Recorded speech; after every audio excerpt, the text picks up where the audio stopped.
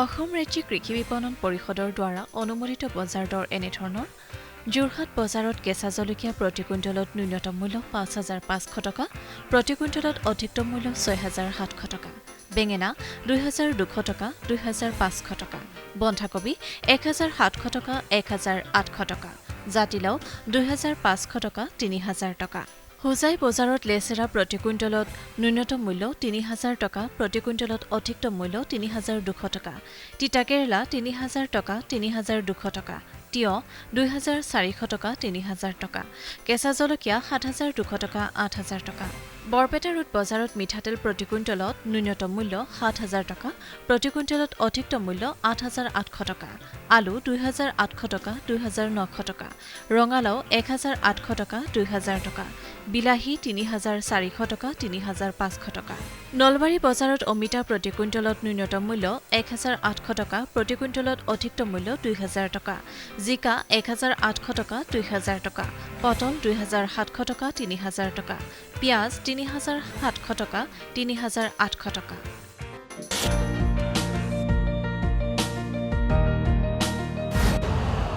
Urea का स्वदेशी उत्पादन 70 लाख टन बढ़ाने के लिए 6 उर्वरक संयंत्रों का उद्धार किया जा रहा है। FCIL के गोरखपुर, सिंदरी, तलचर और रामागुंडम संयंत्र, HFCL की बरौनी इकाई और BVFCL की नामरू फोर्थ। सोने पर सुहागा ये है कि देश में अब बनेगा सिर्फ नीम लेपित यूरिया, क्योंकि इससे होगा किसानों का फायदा ही फायदा। अनाज का उत्पादन 10% तक बढ़ेगा, बढ़ेगी 10 से 15% नाइट्रोजन क्षमता।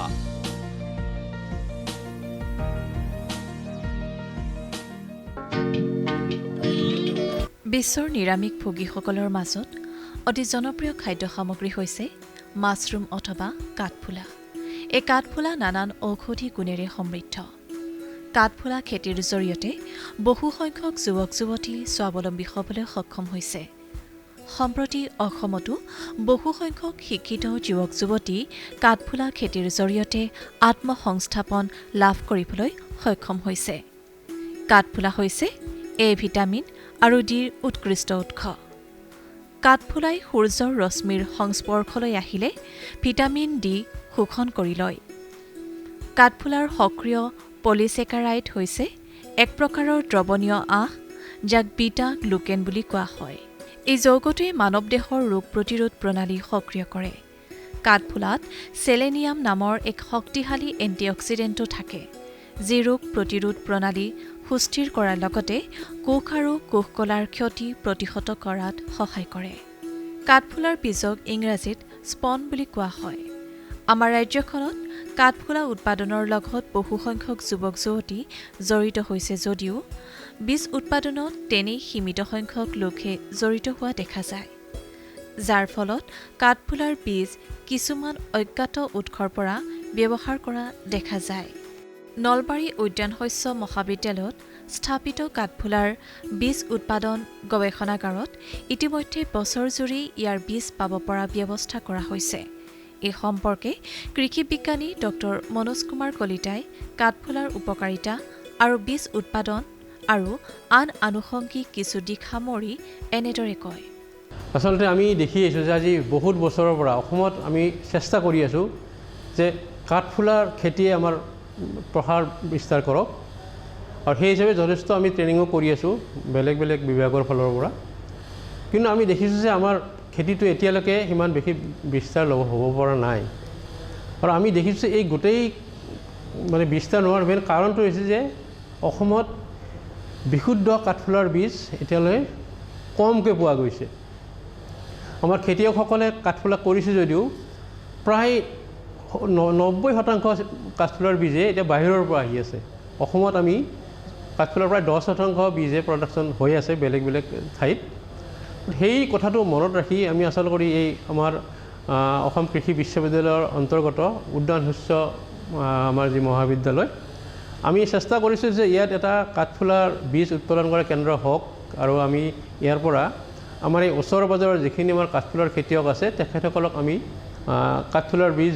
বিশুদ্ধ কাঠফুলাৰ বীজ দিওঁ,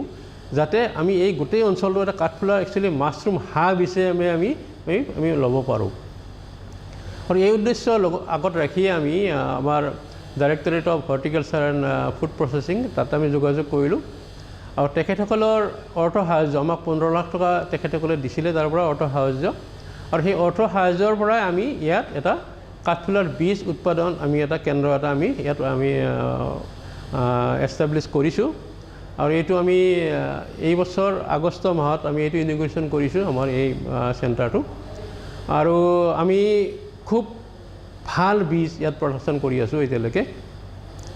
আৰু আগষ্টৰ পৰা আৰম্ভ কৰি এতিয়া আমাৰ প্ৰায় নৱেম্বৰ মাহ এতিয়ালৈকে আমি প্ৰায় 6 কুইণ্টেলমান বীজ আমি ইতিমধ্যে ইয়াত প্ৰডাকশ্যন কৰিছোঁ আৰু আমি কৃষকসকলৰ মাজত আমি এইটো দিছোঁ আমি বিক্ৰী দিছোঁ মানে আৰু এতিয়ালৈ প্ৰায় আমাৰ 4 কুইণ্টেলমান বীজৰ আমাৰ এতিয়া আমাৰ আৰু ইয়াত ডিমাণ্ড আছে কৃষকসকলক লাগে সেই হিচাপে আমি বীজ আমি উৎপাদন কৰি আছোঁ আৰু আমাৰ উদ্দেশ্য হৈছে যে এইটো প্ৰথম কথা কৃষকসকলক আমি বিশুদ্ধ মাছৰুমৰ বীজ দিওঁ যাতে সহজে তেওঁলোকে উপলব্ধ হয় বাহিৰৰ পৰা আনিব নালাগে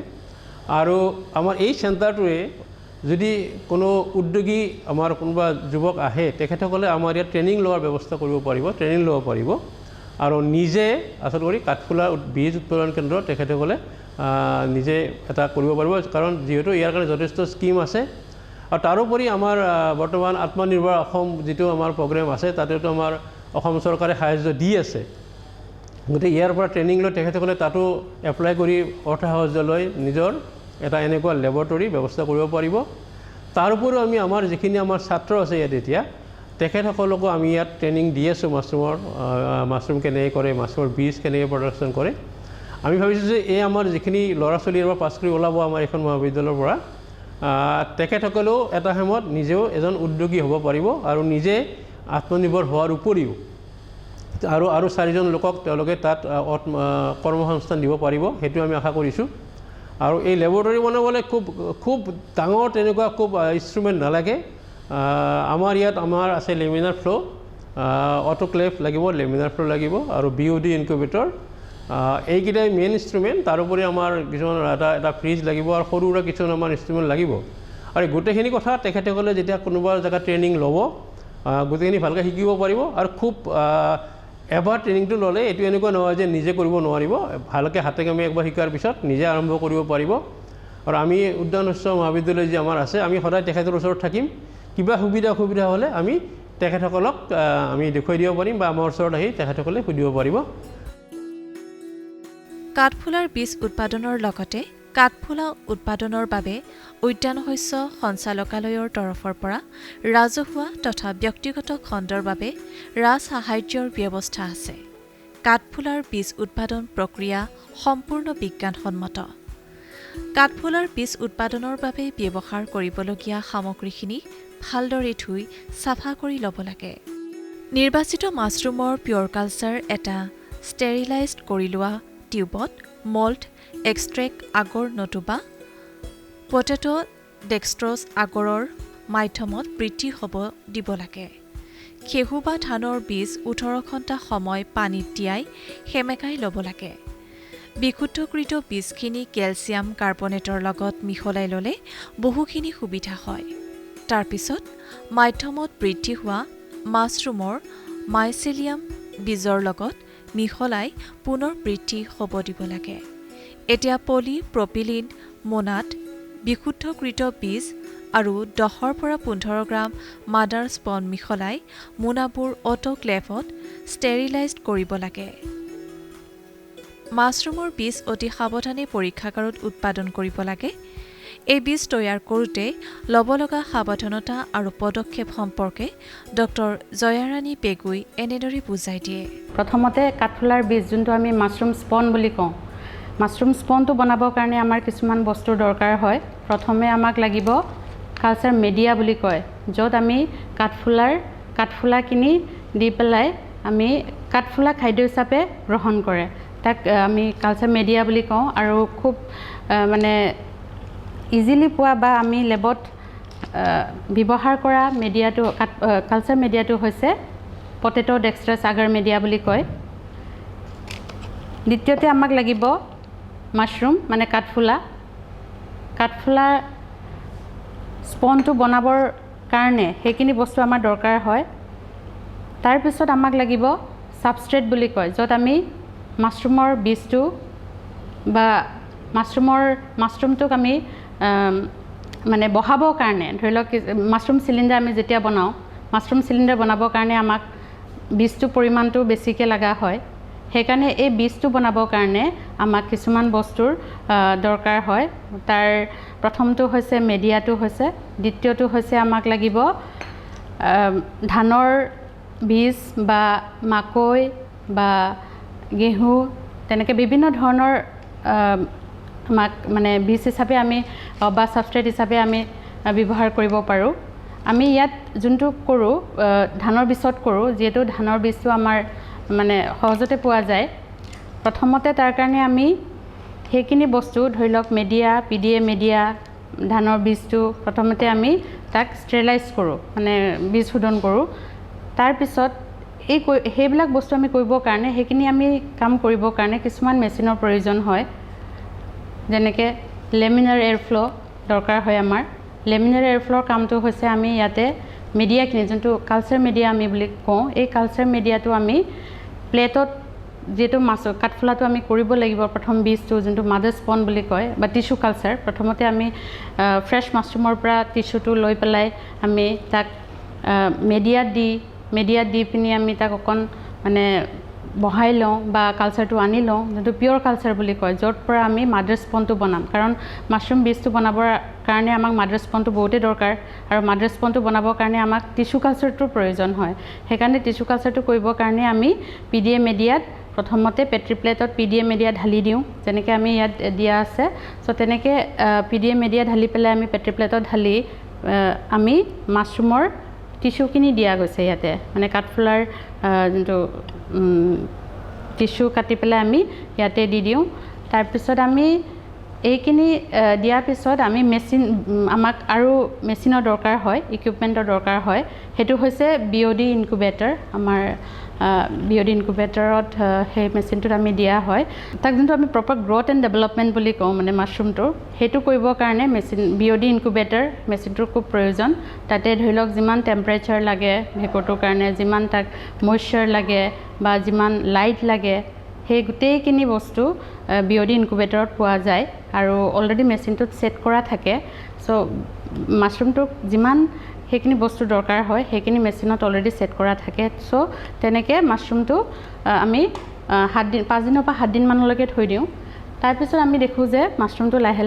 লাহে মেডিয়াখিনিত বিয়পি পৰে এনেকৈ ফুল গ্ৰথ যেতিয়া আহি যায় গোটেই প্লেটটো যেতিয়া কভাৰ কৰা হয় তেতিয়া আমি ইয়াৰ পৰা আমি মাদাৰ স্পনটো বনাওঁ মাদাৰ স্পনটো বনাবৰ কাৰণে আমি সাবষ্ট্ৰেট হিচাপে আমি ধানৰ মানে বীজটো ব্যৱহাৰ কৰোঁ ধানৰ বীজটো যিহেতু আমাৰ ইয়াত এভেইলেবল হয় আৰু অকল ধানৰ বীজটোৱে নহয় বাৰু বাকী মাকৈটো আমি কৰিব পাৰোঁ আৰু গেহুটো কৰিব পাৰোঁ মাদাৰ স্পনটো তো যোনটো যেনেকৈ এভেইলেবল হয় তেনেকৈ আমি কৰোঁ ধৰি লওক আমাৰ ইয়াত ধানটো বহুত এভেইলেবল আছে ইজিলি পোৱা যায় সেইকাৰণে আমি ধানৰ বীজত কৰিছোঁ আৰু সেইখিনি কৰিবৰ কাৰণে আমাক টিচু কালচাৰটোৰ বহুত দৰকাৰ সেইটো যোনটো টিচু কালচাৰটোৰ পৰা আমি অলপ কাটি পেলাই আমি ইয়াত দি দিওঁ দি মেলি আমি ইয়াক আৰু 15-20 দিনলৈকে আমি গোটেই ধানত মানে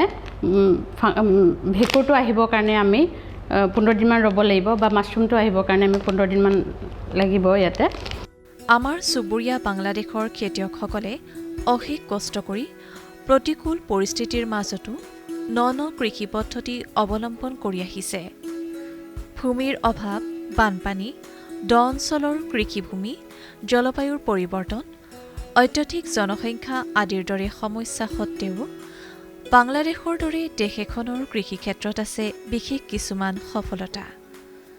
বাংলাদেশৰ কৃষকসকলৰ মাজত প্ৰচলিত এটা খেতি পদ্ধতি হৈছে পানীৰ ওপৰত ভাসমান পৃষ্ঠভূমিত কৰা খেতি বাংলাদেশৰ দৰে অসমৰো এক বিস্তৃত অঞ্চল দ কৃষিভূমিৰে সামৰা য'ত বছৰ জুৰি পানী থাকে এনেবোৰ অঞ্চল খেতি বাতিৰ বাবে একেবাৰে অনুপযোগী কৃষিৰ বাবে অনুপযোগী এনে কৃষিভূমি কি ধৰণৰ খেতিৰ বাবে উপযোগী হ'ব সেই সম্পৰ্কে অতদিনে কোনো গৱেষণাই হোৱা নাছিল বুলি ক'ব পাৰি। শেহতীয়াভাৱে নলবাৰী উদ্যান শস্য বিজ্ঞান আৰু কৃষি পদ্ধতি গৱেষণা মহাবিদ্যালয়ৰ শস্য বিজ্ঞান শাখাৰ অধীনত নেচাৰেল ৰিচাৰ্চ মেনেজমেণ্টৰ সহকাৰী অধ্যাপক ডক্টৰ লক্ষণ চৰকাৰে দ কৃষিভূমি পিটনি আদিত জমা হৈ থকা মেটেকা জমা কৰি প্ৰস্তুত কৰা ভাসমান পৃষ্ঠভূমি একোখন পানীত উপঙি থাকে আৰু পানী বঢ়াৰ লগে লগে এই বিচনাসমূহ ওপৰলৈ উঠি আহে। এনে এখন পৃষ্ঠভূমি নতুবা মেটেকাৰী তৈয়াৰী বিচনাত অনায়াসে পানীলাও, তিয়ঁহ, ভেন্দি, বিভিন্ন কবি, ধনিয়া, লাই, বেঙেনা আদিৰ দৰে খেতি কৰিব পাৰি। এনেদৰে 40% মেটেকা আৰু অন্যান্য সামগ্ৰীৰে প্ৰস্তুত কৰা মেটেকাৰ বিচনাবোৰ সময়ৰ লগে লগে পচিবলৈ ধৰে আৰু নিজে পচন সাৰৰ দৰে কাম কৰে। এইবাবে কোনো ধৰণৰ ৰাসায়নিক সাৰ প্ৰয়োগ কৰাৰ প্ৰয়োজন নহয়, বৰং পচা মেটেকাৰ পৰা পোৱা সাৰৰ বাবে সম্পূৰ্ণ জৈৱিক হৈ পৰে। পানীৰ মাজৰ অৱস্থিতিৰ বাবে জলসিঞ্চনৰ কোনো প্ৰয়োজন নাই, জীৱ-জন্তুৰ উপদ্ৰৱৰ সম্ভাৱনীয়তা নাই আৰু পোক পৰুৱা বেমাৰ আজাৰো একেবাৰে কম। এনে একোখন বেড এবছৰ পৰ্যন্ত ভালে থাকে। অৱশ্যে বিচনাখন লৰচৰ নকৰাকৈ চাৰিওকোণত বাঁহ বান্ধি দিব লাগে আৰু লতাজাতীয় গছ বগাবলৈ চাং পাতি দিয়াটো দৰকাৰ। নলবাৰী উদ্যান শস্য বিজ্ঞান আৰু কৃষি পদ্ধতি গৱেষণা মহাবিদ্যালয় হৈছে ন কৃষি পদ্ধতি উদ্ভাৱনৰ ওপৰত গৱেষণা কৰা এক অনুষ্ঠান। ইতিমধ্যে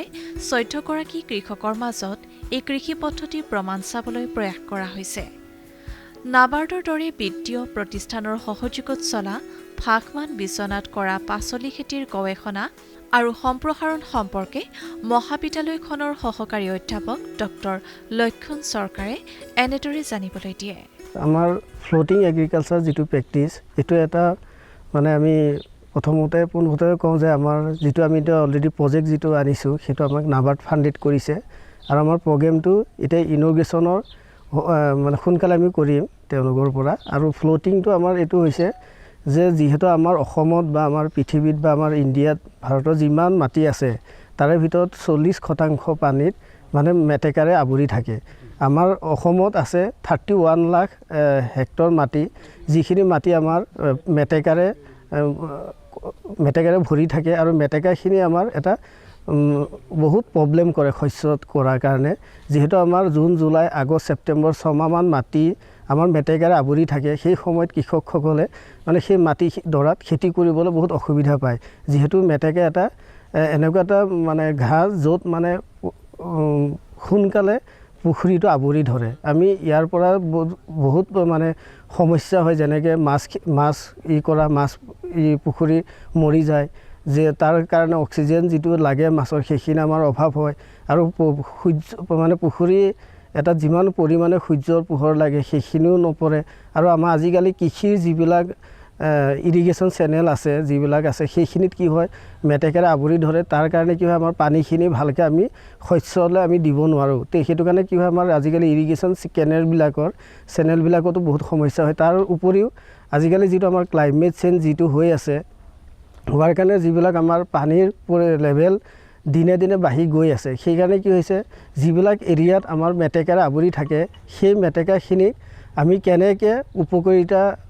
ভাল কামত ব্যৱহাৰ কৰিব পাৰোঁ, সেইটো কাৰণে আমি ফ্লোটিং বেড এগ্ৰিকালচাৰ প্ৰেক্টিছটো আমি কৰিব ধৰিছোঁ। আৰু ইয়াৰ কৰাৰ কাৰণে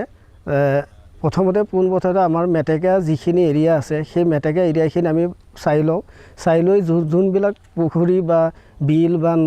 নদী আছে সেই পানীখিনি আমি চাম যে কিমান দিনলৈকে পানীখিনি থাকে। মোটামুটি যদি 6 মাহমান থাকে তেতিয়া আমাৰ সেইখিনিৰ কাৰণে ভাল হয়। আৰু যিবিলাক মাটি 1 বছৰকৈ ওপৰতো মেটেকাৰে আৱৰি থাকে সেই মেটেকাখিনি আমি প্ৰথমতে সেই মেটেকাখিনি আমি বিভিন্ন ধৰণৰ লেয়াৰ বনাই লোৱা হয় আৰু লেয়াৰ বনাই আমি ইয়াৰ ওপৰতে আমি শস্য খেতি কৰোঁ। আৰু সেইটো কাৰণে আমাৰ এটা বহুত ভাল হৈছে যে যিহেতু নাবাৰ্ড তেওঁলোকে আমাক ফাণ্ডেড কৰিছে এই গোটেই প্ৰজেক্টটো কৰিবৰ কাৰণে। আৰু আমি এইটো কাৰণে তেওঁলোকৰ নাবাৰ্ডৰ ফাণ্ডেডৰ সহায়ত আমি বহুত মানে আমি এতিয়া আমাৰ কেম্পাছত কলেজ অফ হৰ্টিকালচাৰৰ কেম্পাছত আৰু ফাৰ্মিং ছিষ্টেম ৰিচাৰ্চ আৰু ইয়াৰ লগতে আমাৰ কৃষকৰ ৰাইজৰ মাজতো আমি 14জন বেনিফিচিয়াৰীৰ লগত মিলি আমি একেলগে কলেজ আৰু আমাৰ কৃষকসকলৰ লগত মিলি আমি এই খেতিটো আগুৱাই নিবলৈ কৰিছোঁ। किसान पूरी तरह से सशक्त और सक्षम बने, इस लक्ष्य के साथ हम निकले हैं। देश के किसानों को हर वो साधन संसाधन दिए जाए जिससे वो अपनी आय दोगुनी कर सके। ये मुस्कान है खुशहाली की, देश के मान की। ये मुस्कान है किसानों की, और इस मुस्कान की वजह है प्रधानमंत्री किसान सम्मान निधि योजना, जो अन्नदाताओं की आशाओं की जमीन को पिछले 5 वर्षों से इस तरह सींच रही है कि उनके जीवन में खुशी और आत्मविश्वास की फसल लहलहा रही है। माननीय प्रधानमंत्री जी की दूरगामी सोच का नतीजा है प्रधानमंत्री किसान सम्मान निधि योजना। लगातार तीसरी बार चुनी गई सरकार का पहला निर्णय किसानों के बारे में है। माननीय प्रधानमंत्री द्वारा पीएम किसान योजना की 17वीं किस्त की फाइल पर किया गया हस्ताक्षर मेहनतकश अन्नदाताओं के प्रति सरकार की प्रतिबद्धता को दर्शाता है। विश्व की सबसे बड़ी डायरेक्ट बेनिफिट ट्रांसफर योजनाओं में से एक प्रधानमंत्री किसान सम्मान निधि योजना में एक पारदर्शी प्रक्रिया के तहत सभी किसान परिवारों को 2000 रुपए की 3 समान किस्तों के माध्यम से कुल 6000 रुपए दिए जाते हैं। अब तक 16 किस्तों द्वारा 11 करोड़ से अधिक पीएम किसान लाभार्थियों को 3.04 लाख करोड़ रुपए से अधिक की धनराशि डायरेक्टली उनके अकाउंट में ट्रांसफर की जा चुकी है। प्रधानमंत्री किसान सम्मान निधि के तहत सालाना 6000 की किस्तें मिलती हैं। यह हमारे लिए एक वरदान साबित हुई। प्रधानमंत्री किसान योजना पंजीकृत होला परे ता परठारु आज पर्यंत 32,000 टंका पाइछि। इस योजना से किसानों के साथ समग्र कृषि का जीर्णोद्धार हुआ है। देश के माननीय प्रधानमंत्री श्री नरेंद्र मोदी जी के विजन के तहत इस योजना को किसान केंद्रित डिजिटल बुनियादी ढांचा में तब्दील किया गया है, जिसमें बिना किसी बिचौलिए के किसानों को सीधे किस्तों का भुगतान किया जाता है। केंद्र सरकार के संकल्प को डिजिटल इंडिया से जोड़ते हुए ये योजना मोबाइल ऐप, eKYC प्रक्रिया, मोबाइल ऐप से फेस ऑथेंटिकेशन और नो योर स्टेटस मॉड्यूल की सुविधा प्रदान करती है, जिससे किसान इस योजना से जुड़ी कोई भी जानकारी सीधे प्राप्त कर सकते हैं। किसानों के जीवन को और आसान बनाने के लिए AI चैटबॉट किसान ई मित्र बेहतर कल का एक नया आगाज है।